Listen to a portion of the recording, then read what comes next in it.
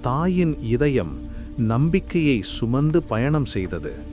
Bethlehem நோக்கி மெதுவாக, கவலைக்கும் ஆனந்தமும் கலந்த பாதையில். அரண்மனைகள் கதவை மூடியன.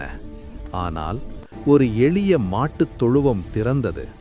அந்த சிறிய இடத்தில் அமைதி, அன்பு, ஒளி நிரம்பியது. அந்த கணத்தில் கண்ணீர் மௌனமாக மாறி ஒளியாகப் பரவி குழந்தை இயேசு பிறந்தார், தாழ்மையிலும் பரிபூரண அன்பிலும். வானம் திறந்தது.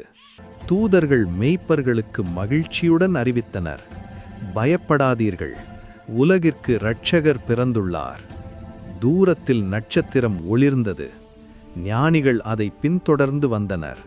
அன்பும் பணிவும் கொண்ட பரிசுகளை அவர்கள் அர்ப்பணித்தனர்.